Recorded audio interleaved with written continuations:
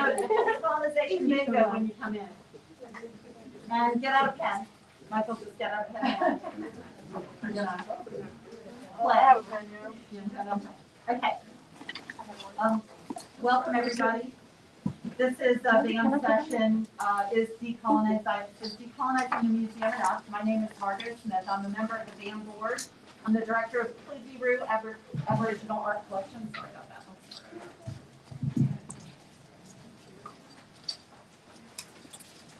Okay. Welcome everybody. This is the BAM session, is Decolonizing the Museum enough? My name is Margot Smith, and I'm the director of Kluge-Ruhe Aboriginal Art Collection of the University of Virginia. I'd just like to take a moment and acknowledge the indigenous custodians of Virginia, the Mattaponi, Pamunkey, Chickahominy, Eastern Chickahominy, Rappahannock, Upper Mattaponi, Nansemond, Monacan, Cherokee, Nottoway, and Potawatomi people, and pay respects to their elders past, present, and emerging. We all come from different parts of Virginia, and so we're all on different people's country, and it's really important that we acknowledge that. So today, before we get started with our fun icebreaker, Decolonizing Bingo, I'd like to introduce our three panelists, well, two of our panelists and myself.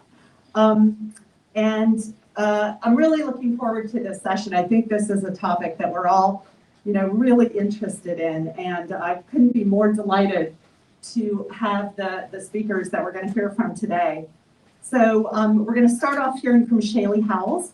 Shaylee's pronouns are she, her, and hers. She's a non-native representative of and advocate for the Pamunkey Indian tribe. She's a graduate of the Massachusetts College of Liberal Arts and Harvard University. Her areas of expertise include collections management, museum registration, deaccession, repatriation, cultural resources management, and community engagement. Her former appointment, was with the Valentine, which she got to visit again last night, going home week, where she developed and managed the back end of the museum's large-scale deaccession project, and it is enormous and really exciting to hear about. She currently serves as the Development Committee Chair for the Associate Board of the Children's Museum of Richmond. Outside of her work in the sector, she enjoys traveling, reading, creating with Legos, we'll hear more about that, and advocating for animals. And I'm going to go through the full introductions now, and then we'll start off with the program. Lynette Alston is chief of the Nottoway Indian Tribe of Virginia, one of 11 tribes officially recognized by the Commonwealth of Virginia. The primary focus of the Nottoway Indian Tribe of Virginia has been to offer educational outreach and opportunities to close the gaps that exist in understanding the history and culture of the Nottoway Indians. She's co-author of the book entitled Du Tratong, which offers a compelling look at the history, culture, and lifestyle of the Nottoway Indians. The tribe's community house and interpretive center is located in Capron, Virginia. Chief Alston returned to her childhood home in Druryville, Virginia, after a career as a small business owner and a community leader for various organizations in Columbia, South Carolina. She currently serves on the board as vice president of the Virginia Museum of Fine Arts, the Board of Virginia Humanities, which is in Charlottesville, and she's the president of the board of the Rawls Museum of Arts in Cortland, and is a commissioner on the Southampton County Planning Commission. She created and operates the Artisan Market in Capron as a free venue for local artisans and craftsmen to sell their creation. In 2018, she was one of the 50 for 50 Inspiration Award recipients from the Virginia Commission for the Arts. In 2019, she was a presenter for Jamestown American Evolution 2019 project. She was featured in the exhibit Today's Agents of Change and Virginia Voices, a film about Virginia's people, both presented at Virginia Museum of History and Culture. She enjoys spending time with her family, especially her grandchildren, and her favorite hobby is pottery making. And I'm Margot Smith. I'm director of Kluge-Ruhe. As I said, I'm an anthropologist. I did fieldwork in Central Australia from 1991 to 93 with Indigenous Australians. I began working with the Kluge-Ruhe collection in 1995 and established the museum in 1997 when it was given to the University of Virginia. I serve on the VAM board as the director for university and college museums and galleries. And with Cam Patterson, who's from the Moten Museum, we host the monthly peer group chat for people in that sector. And if you'd like to join us, we want you to come. I'm a knitter, and I enjoy making garments and public art, as well as engaging in craftivism. Love to tell you about that. That's one of our soirees. Okay, so we're going to start off with a fun little icebreaker that we came up with called Decolonizing Bingo. Now, you all know how to play bingo, right? Everybody's familiar with the rules? We're going to pick randomly some of these decolonizing topics and read them out, and you check them off on your list. And the first person to get 5 in a row, vertically, horizontally, or diagonally, calls out bingo. You have to be the first to call out bingo to win, okay? So let's get started. And we're going to try to give you a very brief explanation of some of these things if you're looking confused while we read them out. Include indigenous narratives. So this could be for like exhibition development, content, labeling, things like that.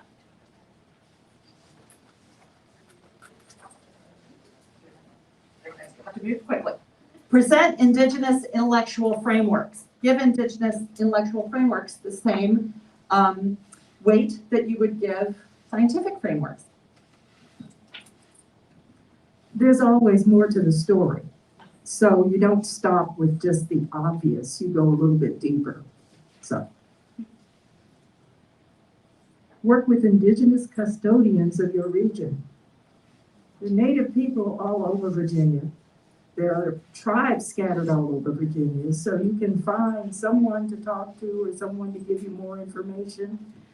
Visit some of the local museums that are related to the indigenous population of that area. Land acknowledgement. I think many of you probably have an idea of what that is, given things that have happened recently, in recent years in different institutions. Yeah, of course. Okay. Now, land acknowledgement is a tricky subject because it's not a one and done. Just don't come up with a land acknowledgement statement and think that's the end of it. Add some programming, add an exhibit, talk about it. Make that period in time become part of now. Of course, cultures changed, and you have to understand cultural systems change over time. What we're doing today will be cultural in 100 years. So make that portion of whatever you're doing with land acknowledgement, make it part of something real. We will both talk more on that. Collections reviewed by source communities. A perfect example of that is a lot of the work that I do with NAGPRA and doing collections review and making sure that we're doing review of collections with tribal communities.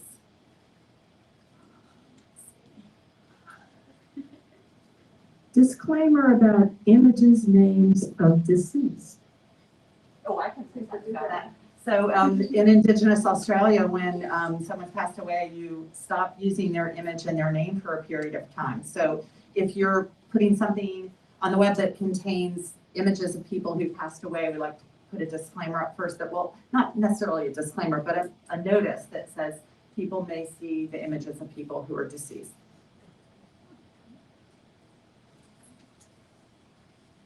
Pay indigenous consultants. So the biggest thing that I'll talk about in a few minutes is honorariums or reparations. So that's what we're talking about there when we're talking about working with indigenous consultants. If you get bingo, be loud and proud. Just let us know. There's some prizes up here. Yeah. All right. We're gonna check and make sure. Indigenous people provide programs. And that would be having Indigenous people come in and do programming in your institution and drive the direction of that programming. That's what we're really looking at, something like that. actively collecting indigenous work. Bingo. Ah. Yay. And we're not done. We have a couple prizes, so woo. Okay, well, you can come up and claim your prize, first prize. Two. So, these are ethically sourced Indigenous Australian mugs, and, you can read about the artists on the back, but that looks very good. These are randomly generated, so, that's why. We're doing the honest. Thank you. Okay, enjoy. Sure. Indigenous representation on your staff or board. And that's pretty self-evident. What that means, I'm going to be talking a little bit about that later when I talk about our board or our advisory council. Decolonize provenance. I did a lot of work at the Valentine in the DEIC session, and making sure that you're really taking a hard look at what the provenance of your pieces and your artifacts in your collection, and who's driving the narrative for that provenance is very important. Shout it out. Okay. Just a little bit, okay, a little bit more to do. Okay, diversity, equity, inclusion initiatives. Bingo. Okay, come on up. Oh, bingo too. Okay. All right.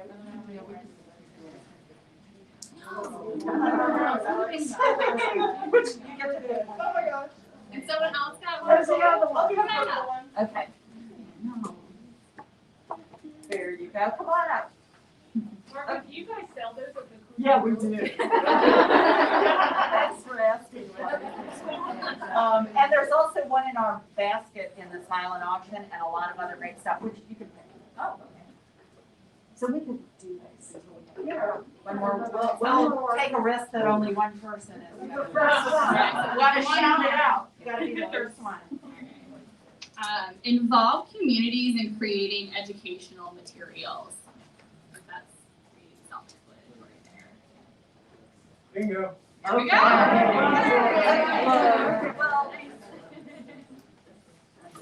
So this is a lot of fun, and they're really important topics. So hold on to your bingo card.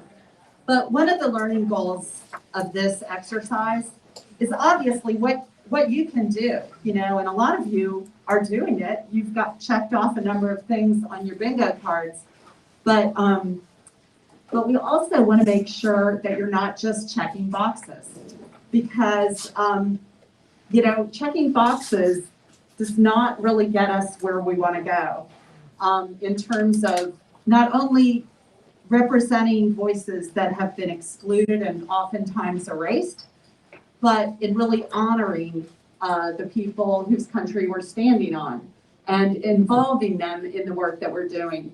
And so we're going to go ahead with our presentations. This is just something to think about as we're presenting. Shaylee's going to go first, and she's got a really exciting toolkit to share with you. So we'll go ahead and get started. All right. Good afternoon, everyone. Thank you for joining us today.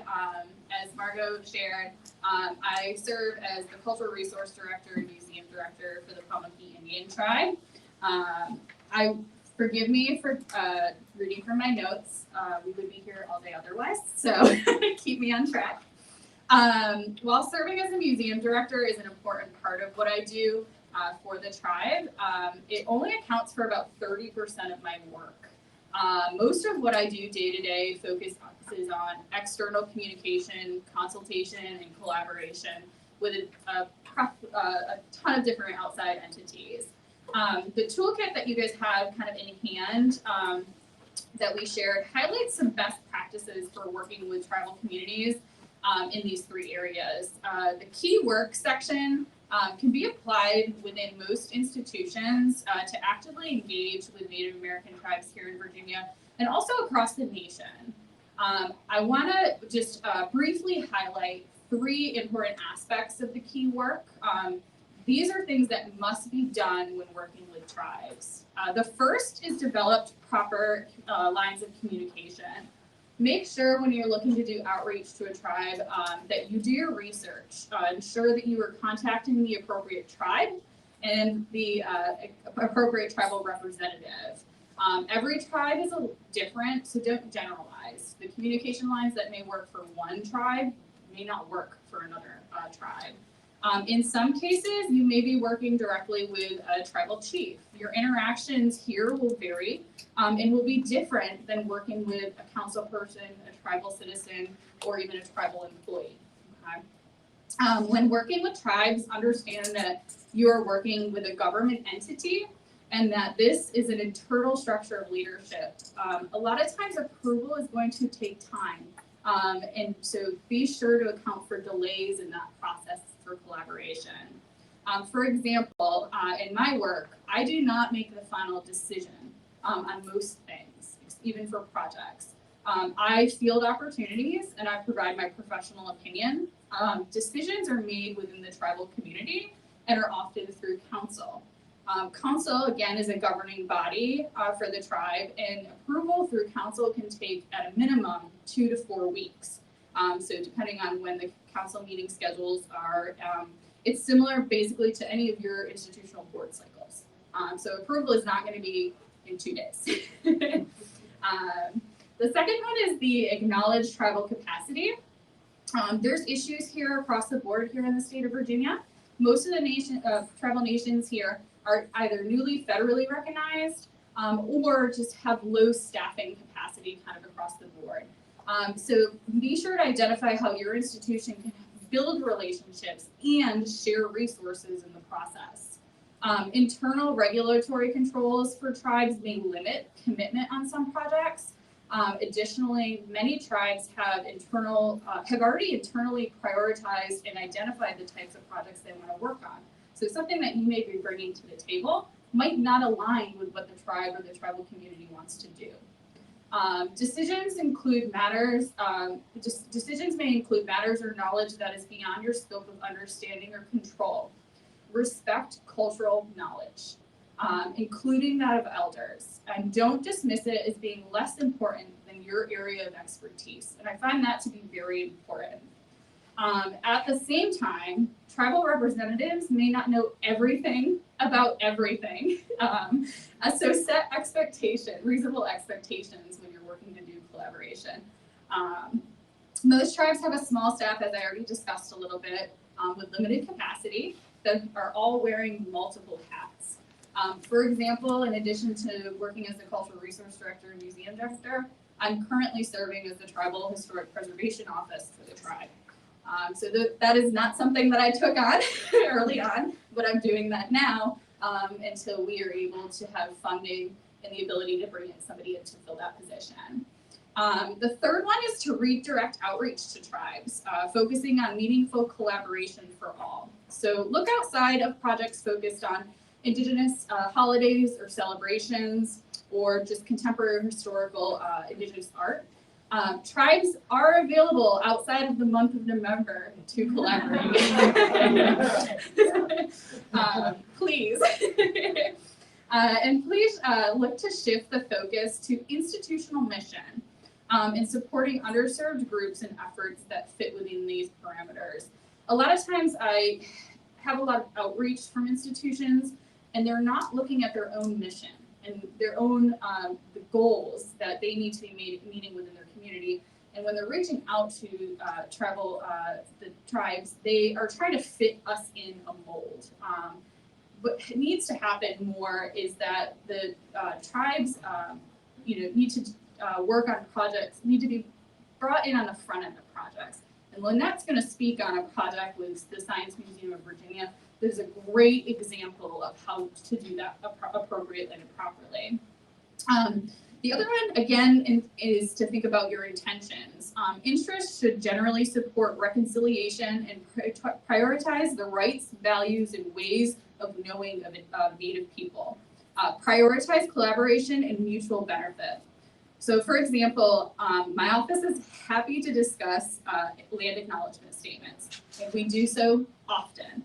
However, we only move forward on this work if it also encompasses further collaboration and partnership with the institution we're working with. Here we go. And finally, so we had a secondary handout, I don't know what we did with it, so I'm sorry. We're gonna figure out how I might be able to post that or get that out via either the website, the museum Facebook page or something. But it was a list of media resources. So a reading list, movies to watch, all kinds of different things. So I'll figure out a way to share that to you. So with the additional resources handout, it provides suggestions for contemporary media about or created by Native Americans. A large focus of this handout is on Instagram, and this is because the grassroots movement by Native Americans on that platform is robust. And it provides easily accessible information for non-Native individuals, including appropriate ways to participate and advocate for Indigenous people. So that's where there's a large focus on that bottom of that sheet on Instagram. It's a really great way to kind of get some baseline information about what's going on, not only here in Virginia for tribal communities, but across the United States. Also to Indigenous communities also outside of the US too. As always, I close offering an open door policy for communication. If you have a question, I'm happy to field it and work towards resolution. My contact information is posted on the tribe's website, and I do have some business cards available today too, if there's anything you want to grab one, and I can share those. So thank you. Okay, thank you, Shaylee. That was a great idea about sending out the information. So I'm just going to pass a sheet around, and if you put your name and your email address and just have it passing around while we're continuing to talk, then we will definitely add you to that list and we'll send it to you. I'll send both just so you have them digitally too. So thank you. So Chief Alston, do you want to say a few words before we screen the film, or do you want us to show the film first? Let me just say a couple of things to intro this, because this is an example of collaboration. And I think let's just go on and do the show and tell, and I'll talk about it after the fact.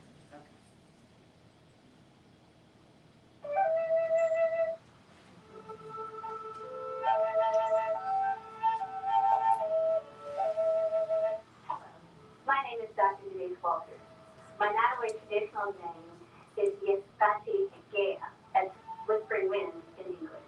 I'm a tribal councilwoman from the Nottoway Indian Tribe of Virginia.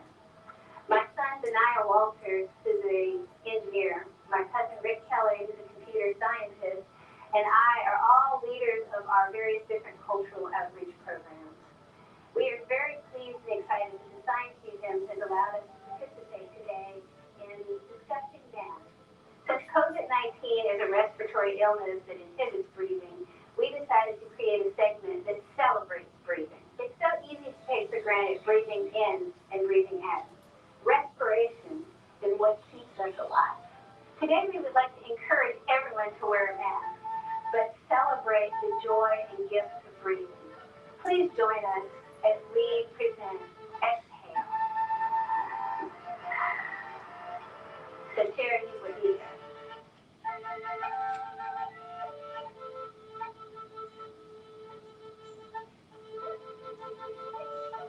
Exhale.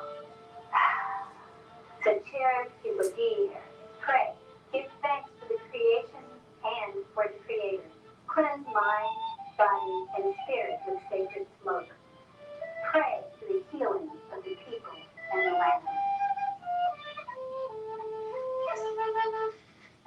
Exhale. The charity will be here. Dance. Join together for friendship and ceremony. Celebrate and tell stories of our past.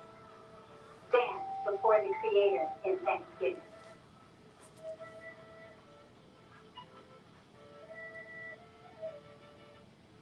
Exhale. The charity will be here. Sing. Lift your voice with songs of the waters and the trees. Cry out to the one who made us. Sing songs of wholeness and restoration.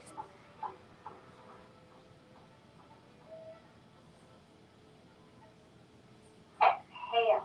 The charity will be here. Play.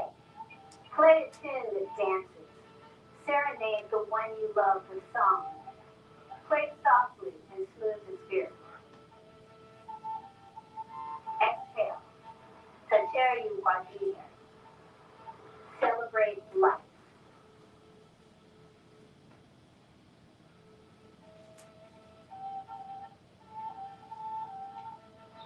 We exhale when we sing, dance, speak, pray, play wind instruments. We celebrate the joys of being together with songs and dances, but some of those things today bring us great danger. During this pandemic, we are physically apart, but we are still creating new songs and we're still dancing new dances. We're still celebrating life. We can contain the droplets from our breath by wearing a mask and still enjoy life. Wearing a mask shows respect, care, and honor for your neighbor. One day, we will tell the stories about how staying apart brought us closer together. Exhale. Sateru Wajir.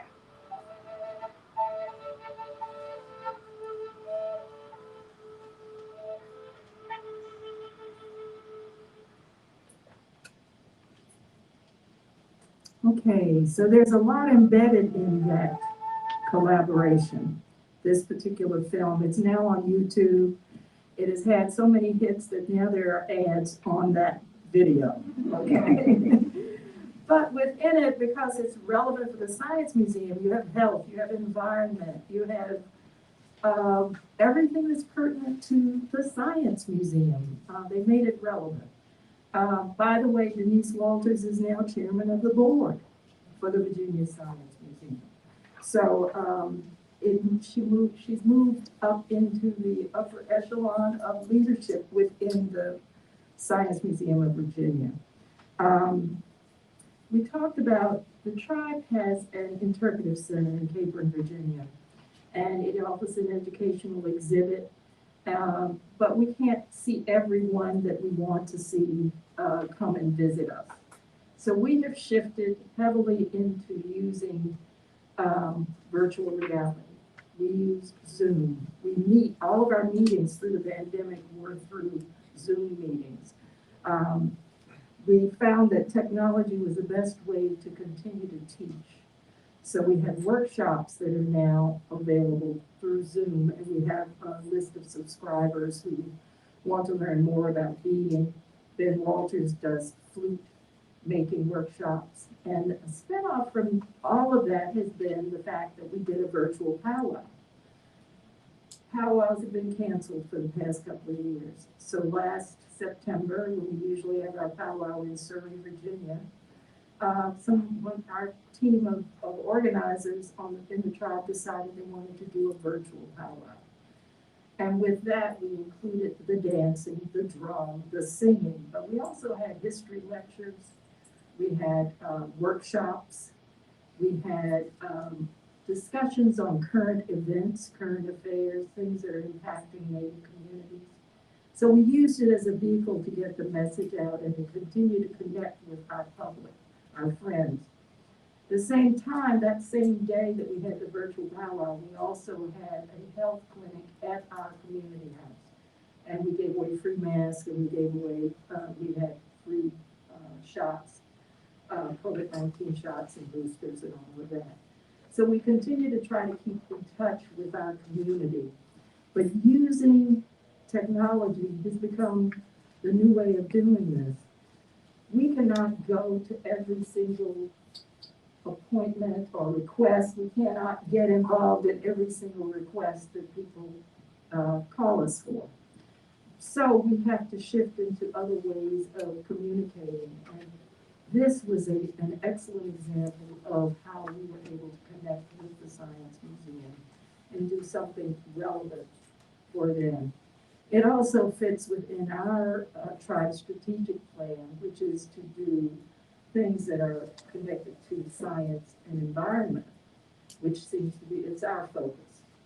We are very heavy into history, but we know there's more to it than just telling what was happening in the past. We need to be prepared for the future, and we need to know exactly, understand the ramifications of what is going on today.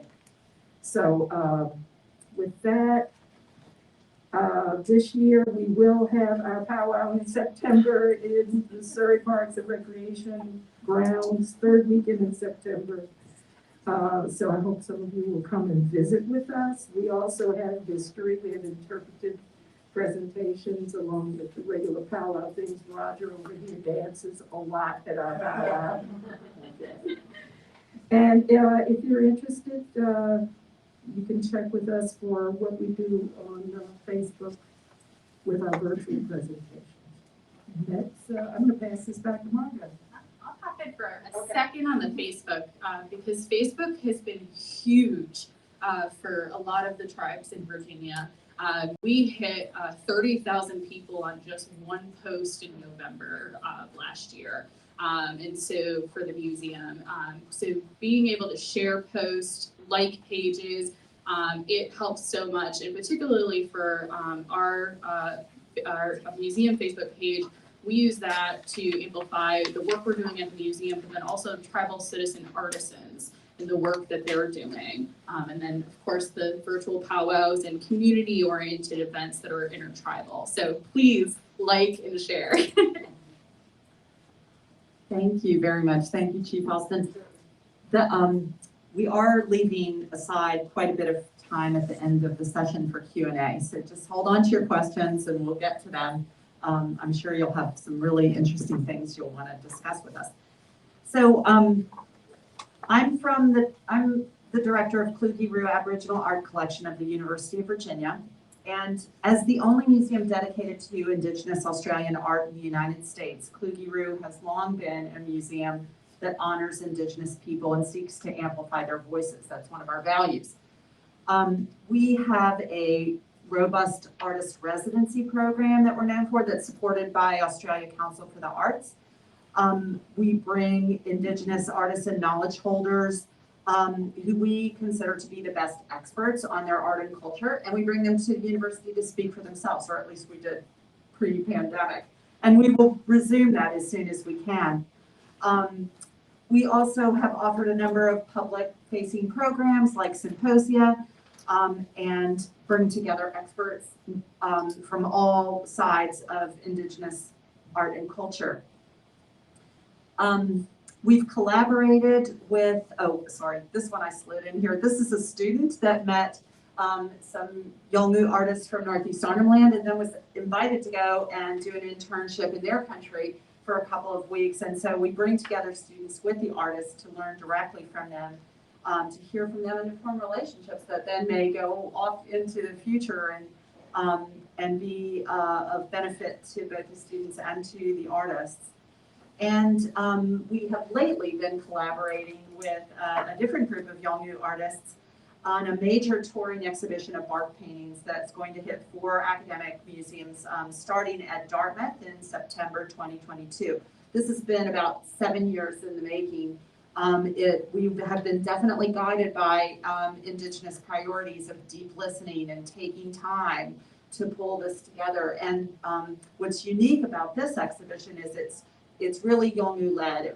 The idea originated with the Yolngu artist Jambo Amerwili, and it's been led in terms of the curatorial rationale, the essays in the exhibition catalog, just every step of the way by Yolngu leaders. So we're really excited about this process and the outcome as well for us and for Yolngu people.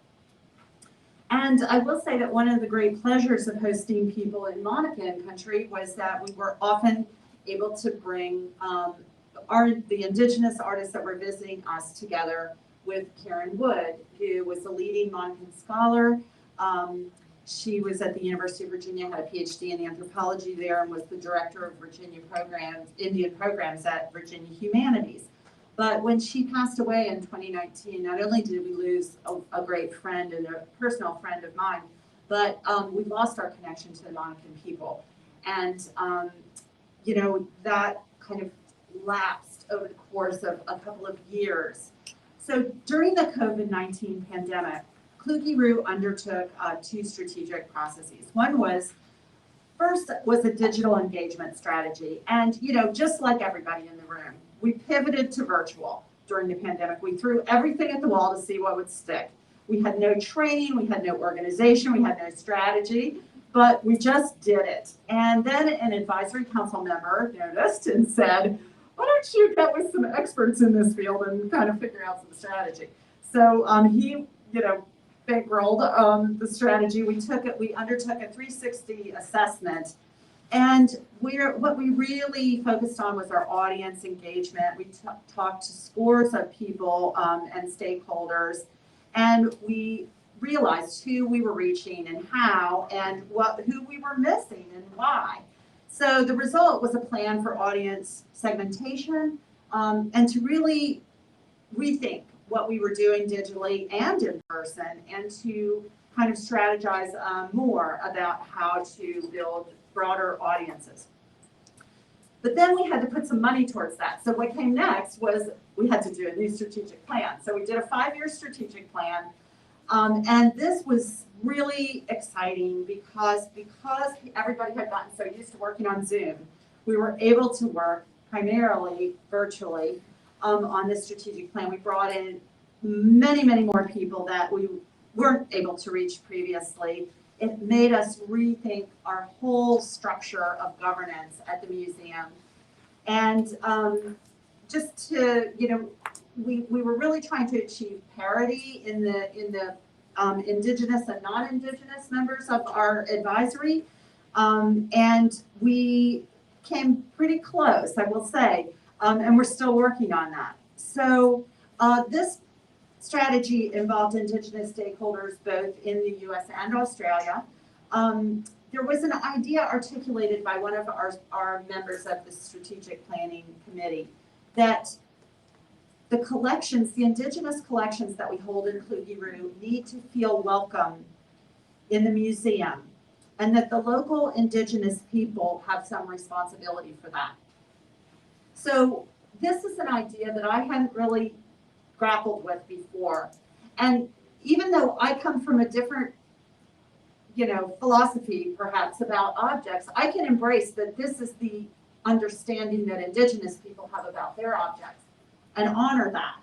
And so with that in mind, I reached out to the Monacan Nation again, and I heard back within 24 hours from Diane Shields and Teresa Pollock and some other members of the Monacan Nation, and they wanted to get together. And so we started to work together, and they became part of our strategic planning process.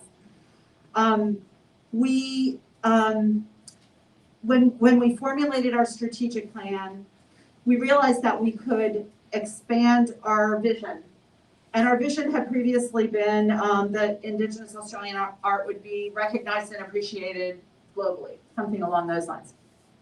But we rewrote it to be a world in which Indigenous people are listened to and their arts and cultures are honored and celebrated. And that broadened our remit to include all Indigenous people. And then one of our main pillars in our strategic plan is to expand Indigenous leadership. And that means throughout the museum at Kluge-Ruhe, but also within the museum field, and creating partnerships with the Monacan Nation and other Virginia tribes. And it's in that spirit that we're here today, in fact. So I just want to say that, by bringing these ideas into our strategic plan, we are enacting our strategic plan, but we're also not just decolonizing the museum. We're actually thinking more along the lines of what it takes to indigenize the museum, to take that little step further. And it was in doing this that we attracted one of the members of our strategic planning committee, Gilda Andrews, who's an Indigenous Australian museum professional, PhD, to be co-chair of our advisory council. And she wanted to do that because she could see that this was going to actually happen. And in our first advisory council meeting that she was a member of, she kind of put it to us like, what opportunities and how is our approach to work going to change as a result of embracing this idea of expanding Indigenous governance? How are we going to talk about it? what intercultural partnerships are there for us? And, you know, does it really, you know, kind of result in rethinking a lot of the ways we talk about the museum and about the collections and coming up with new vocabulary for that? So anyway, I just want to stop there and kind of pose that. I think that there'll be good questions and comments from the audience, so I want to leave plenty of time for that. And who wants to start off? We're going to repeat your questions when you say them for the sake of the recording.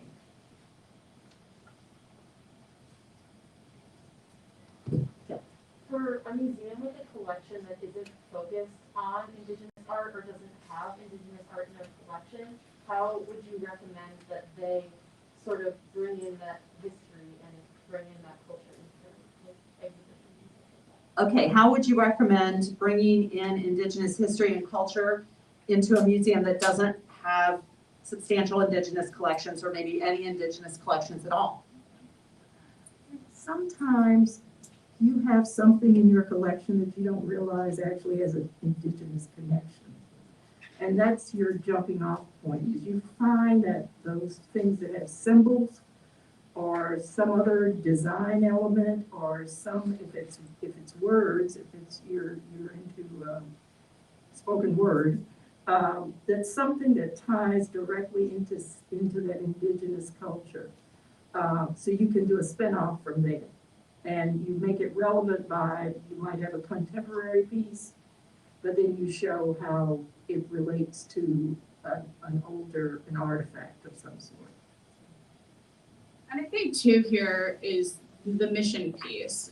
So we work with a lot of institutions that don't even have a collection, like a long-term collection. Maybe have rotating exhibitions, things like that. I think the Science Museum video that was used for exhibition is a great example of that. Well, they don't have artifacts in their collection that are Indigenous or Native.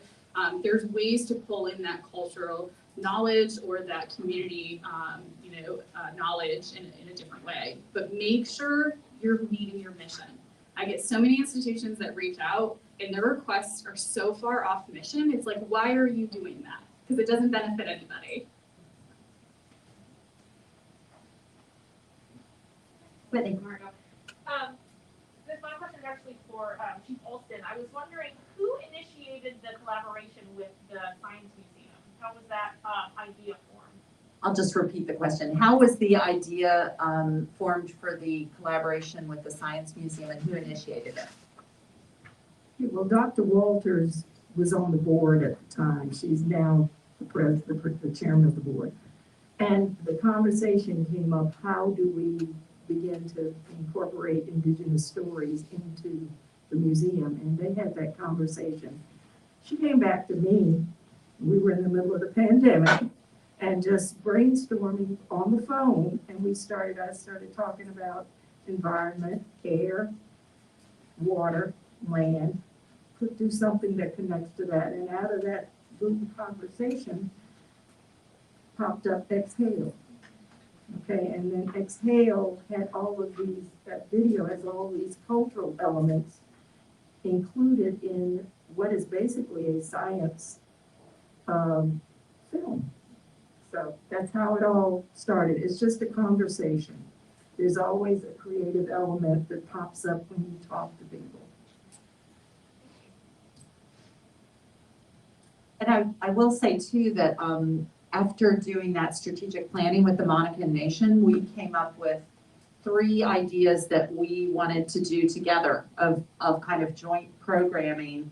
And we're in the process right now of working on one of them, the first of them, but things that would benefit their museum and our museum. And then we also came up with very short-term benefits that we knew we could just enact immediately, start carrying some of their books in our bookstore, have brochures for visitors, and be sure to tell visitors that they could also visit their museum. And so those things, were almost immediate. And we knew that there was already some interest among our visitors, and it was just a matter of making it part of our practice. I just wanted to add, don't be afraid to ask. We find that we have visitors to our interpretive center who will ask things like, where do you live? How do you live? Do you have a car? And what that is this stereotypes are still out there, not in this room, you all know better, right? But we go, well, I have had presentations where people are disappointed because I did not show up in buckskin and feathers. So if you take anything away out of your communication with Indigenous people, remember this is the 21st century, and that we all have occupations, we have expertise, and we're willing to share. But help dispel some of these myths, the stereotypes, because we're not artifacts. We are real people living today. I'll kind of add to that quickly too. I prefer conversations and outreach to start pretty organically, and again, not being already set with, we have X that we're working on, and we want you to do this within that. I work on behalf of over 300 tribal citizens, all of which have expertise in a wide array of things. So when we're able to have a little bit more of an open door and to be a little bit more creative in that collaboration with entities, it makes it a lot easier, and it actually allows me to get better interest within the community. So that is something to think about a little bit when you start to do outreach for exhibitions, content, programming, and things like that.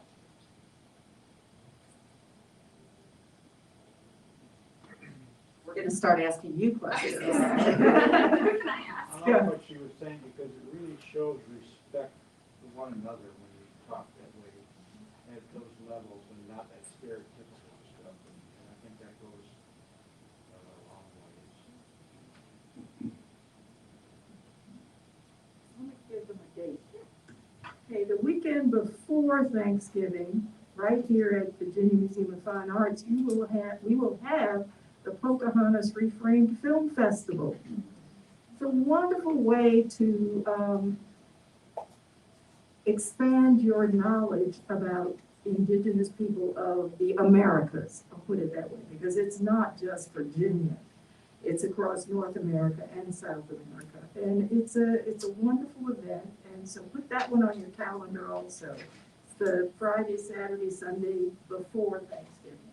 And I added that on the additional resource page, so that will be on there, including also the virtual powwow on Nottoway Indian Tribe Facebook page that you can see. So that was recorded, and so you can see how they did the powwow in a virtual format, which is really cool. That was our first time doing a virtual powwow. So the disclaimer is, yes, there are some gaffes in it, but that makes it real, you know? And I watched portions of it, and it's worth it. It's different, and it's really cool.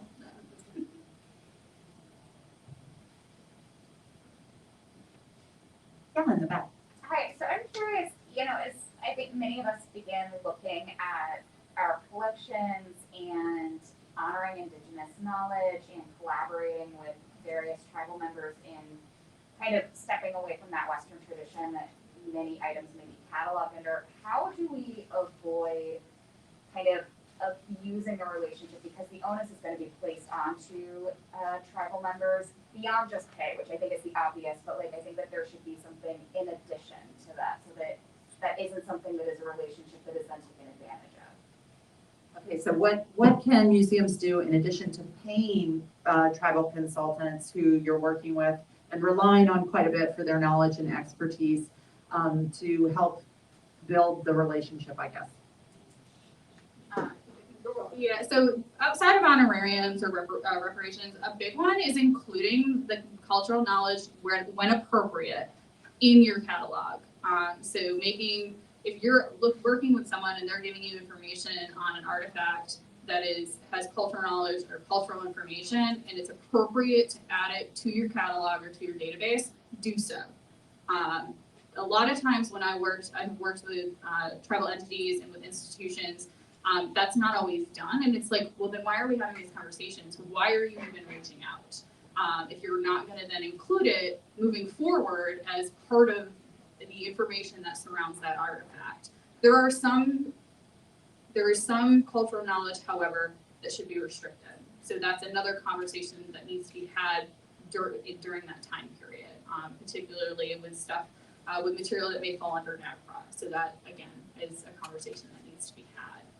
But I think actually including cultural knowledge information from tribal members in the catalog, in your materials, is very important.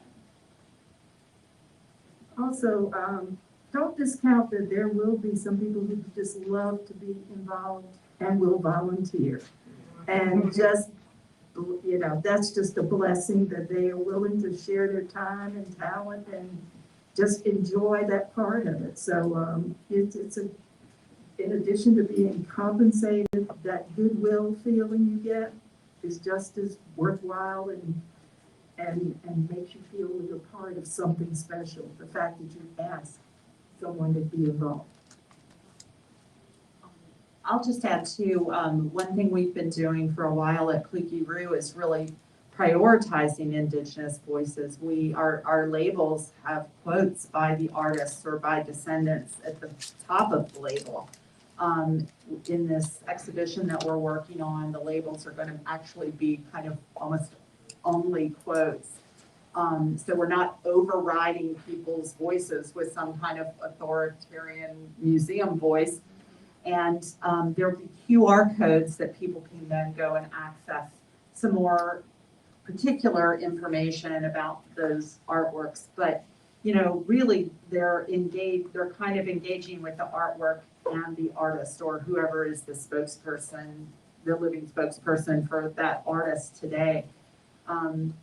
And I think just another thing too is like, are you including people socially too? Like, are they just coming to work and be a consultant, or are you also including them in other things that you're doing at the museum and really building relationships? Because what we try to do is build relationships, and just as you're trying to do with anyone in the community, and that can go beyond the actual work that you're doing.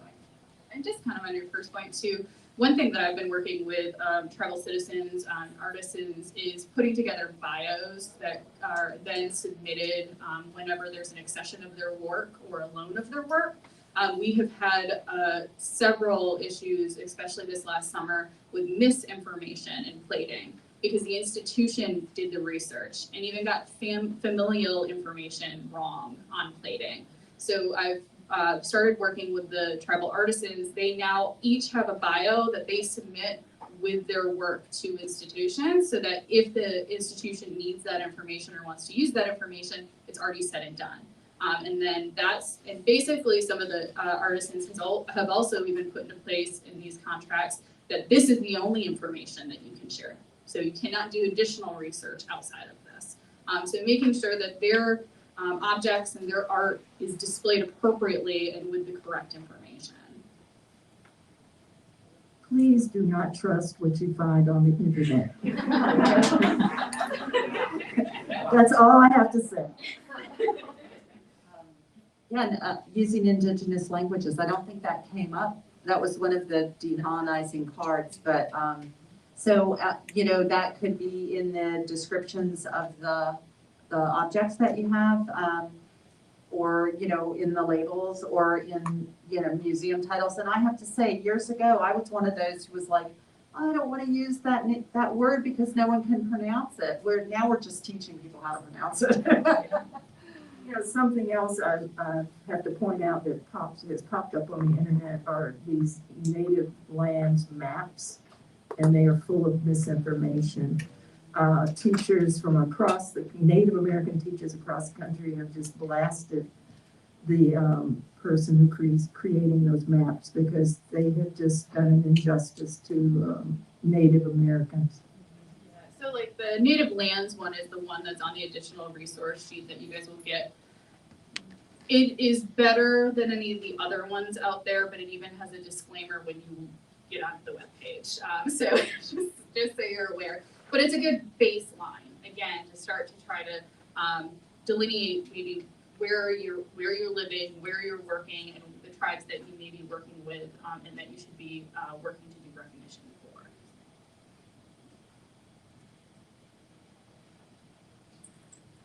I didn't hear hear this as part of bingo, but I just keep hearing NAGPRA. What is NAGPRA? We got a question, what is NAGPRA? It was one of the items on our bingo card that we did. So NAGPRA is the Native American Protection Repatriation Act, and that's actually how I started doing work in the tribal sector for NAGPRA. Repatriation and graves. I always mix one, miss the G. I was working through an ethnographic collection, which also, excuse me for speaking of this for some people, also held human remains, and really got into working under the call of practice for NAGPRA. So it's the federal law that covers ancestral human remains, objects of cultural patrimony, and sacred objects from burial. So for some of the collections that your institution have, you may not have that all that. However, I will say it is interesting, the institutions that start to do their full inventories and the things that they come across. So that is how I got it first working with tribes, was at the Valentine Museum. They were doing their large-scale deaccession, and we did have objects that were NAGPRA eligible, and we had to move through that process. And they had not been compliant for a long time. So there is always that piece too, and moving through your inventory and summaries for publication. Anything in addition to that? Any question at all? Yeah, and again, if you're not in a history museum or an archaeological collection, it may not be something that you'll ever run across. It really depends on the institution that you're with. And NAGPRA is like a lot of my work. Yeah. So we don't have Native American collections at Kluge-Ruhe, but we have just voluntarily repatriated 18 sacred objects to 3 communities in Australia, and that came about through an Australian organization that had the capacity to do the research and to find the traditional owners of those objects and consult with them and find out, where they would want to keep them, what their claim was to them. And we were really happy to send them back. They're not objects, they're restricted objects. We couldn't show them. Even women on our staff couldn't even handle them or look at them. So if we're going to abide by the owner's, requests, so we sent them back, and that was really great. And our collections manager, and this is probably, she's unique, but she said she felt like the best thing she'd ever done in her career, the most kind of valued activity she'd undertaken as a collections manager. And repatriation does not have to fall under NAGPRA, or human remains. Mummies are a perfect example of that in a lot of collections. That is not going to fall under the federal law for NAGPRA. But I think there's going to be more institutions moving towards repatriation to especially material that was, plundered, pillaged during colonization. We'll see a lot of that here in the U.S., but also over in Europe, and it'll be interesting to see some of the work that comes from that. It's actually funneling down into individuals who have their own private collections, because we've had some things that have just been given to us, and then we have to find the original people that these things belong to, including some Virginia tribes. They're not artifacts from our tribe, but they are from some others. And we also have a lot of things that come from the plains and from the Southwest. And the unfortunate side of that is that a lot of times there's no description as to where they found these things. We have to probe and say, where were you? Give me an idea.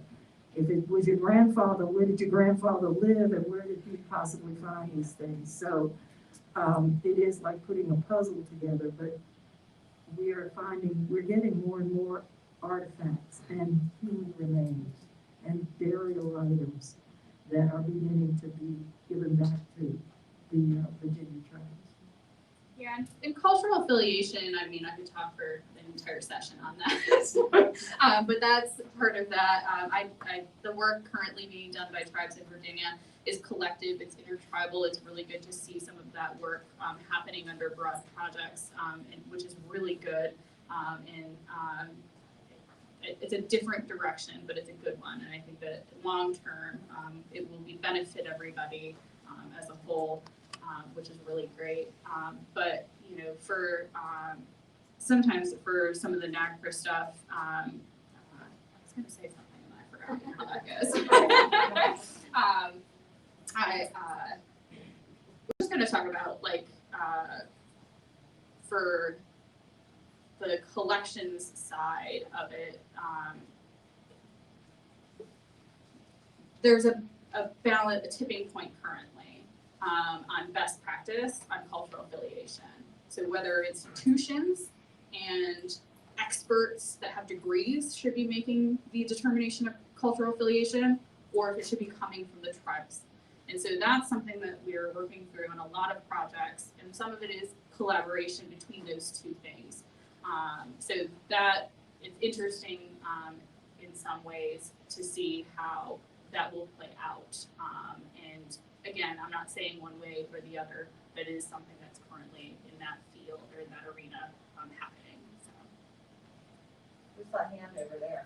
Okay, yeah, I had a question on NAGPRA as well, and it is, do you think that it's better to give an artifact that's NAGPRA regulated to an unaffiliated tribe who will respectfully care for it, or is it better to store it respectfully in your collection until an affiliated tribe can claim it? Yeah, so another NAGPRA question. So should an institution keep an object in the collection and holding until affiliation is determined, or should they move forward with doing repatriation to an unaffiliated tribe if affiliation cannot be determined? Do you want to speak on that at all? You know, a lot of times it's best that they stay where they are. You will find even tribes on occasion will say, you may keep some of these pieces because we want you to talk about them.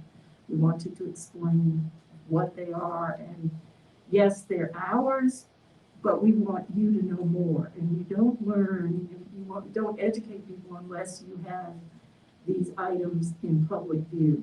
So it's a mixed answer, but it depends on the circumstances at the time. And I think that's definitely true. And I think too, it just depends on the volume of the collection that's being looked at that's unaffiliated. Again, tribes have limited capacity for taking on large collections, particularly on unaffiliated material. If you have any programs that deal with cultural appropriation, would you talk about how you approach that?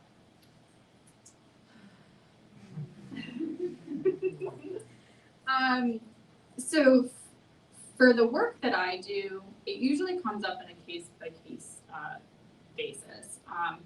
There are times I get introduction emails, that are very inappropriate, right out of the gate.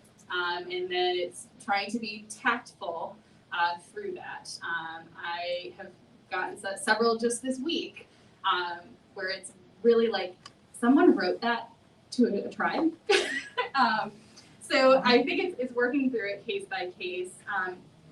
For the most part, I have not had many big issues with like institutions doing it in exhibitions, things like that. We've had some minor issues, but it hasn't really fallen much under the cultural appropriation umbrella. The area that comes up a lot of times, and this is outside of Virginia, is individuals that are self-identifying and then taking advantage of things like the Native American Crafts Act.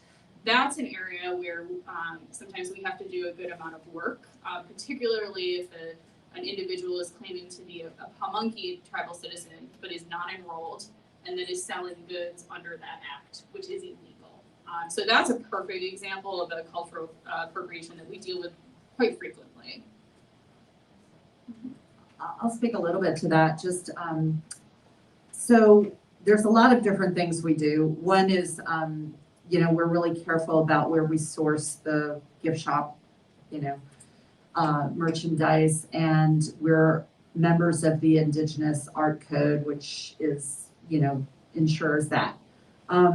We have a making station at Kluge-Ruhe, but instead of kind of prompting people to kind of reproduce what they've seen in the gallery, we have some thought prompts to get them to think, like, think about, I don't even know what they are right now, sorry, but there's like six different ones, and they're to think about things like,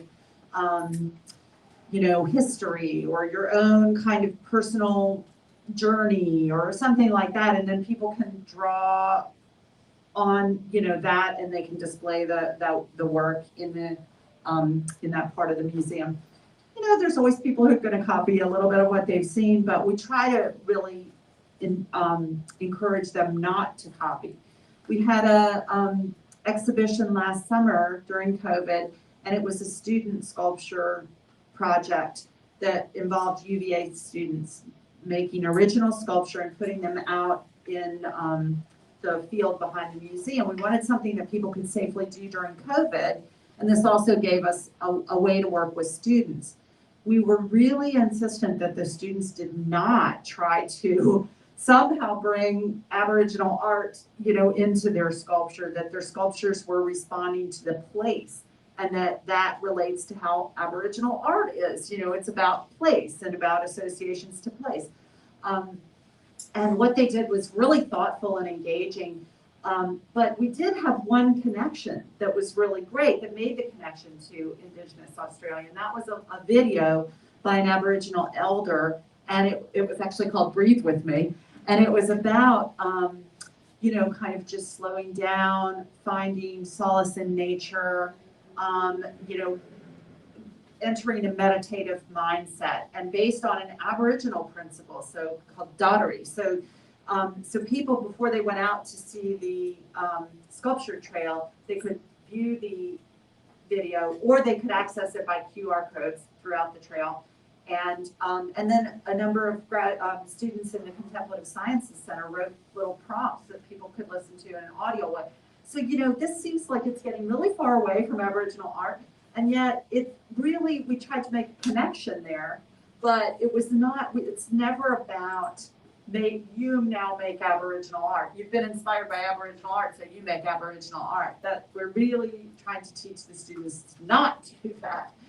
And but it doesn't matter. We're all humans. We can engage in the same principles of needing to slow down. Some of the things we've discussed: deep listening, taking time, honoring place, and things like that. That those are really human aspects. And I'll jump quickly on that. Our school program that we've developed for our on-site programming is based on place, and we talk about place. And one of their programs offers a clay program. I do not teach the clay program. I pay a tribal citizen who is a potter to do that. So that's a perfect example of how we're even trying to do that on site to avoid cultural appropriation. I am not going to teach traditional Pamunkey pottery to students. It's inappropriate. So those are the things, it's low level, but really need to be thought about.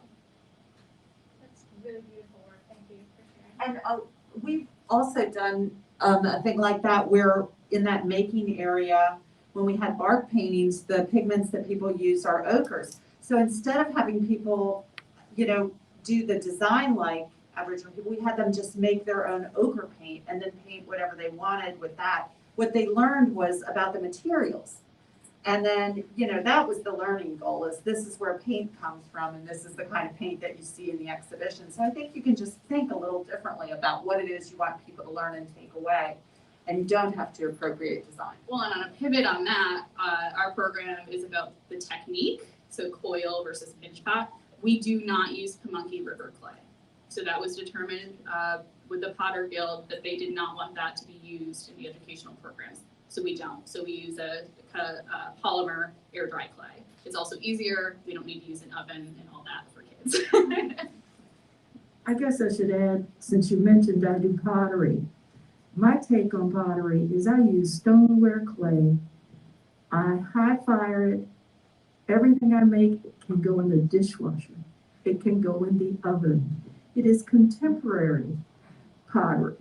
Now, some of my designs have a native influence, but I consider myself a contemporary potter. So it's a little different.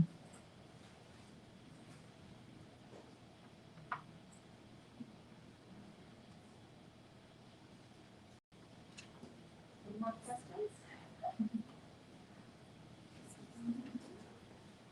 Do we want to just wrap it up?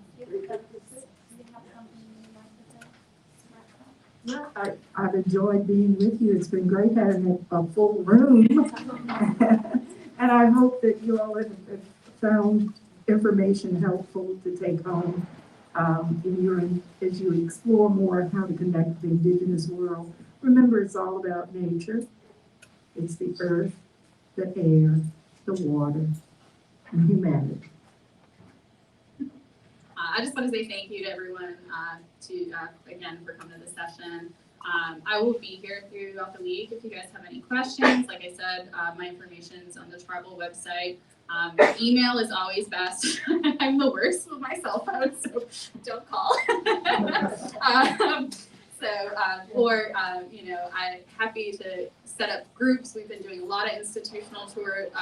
We just had Jamestown Yorktown Foundation up on site, even though the museum is technically closed for the season to the public. We'll be opening hopefully in April. Depends on how well I do with power tools next week. But thank you all, and I look forward to meeting and talking to all of you through the weekend. And just think about ways that you can collaborate.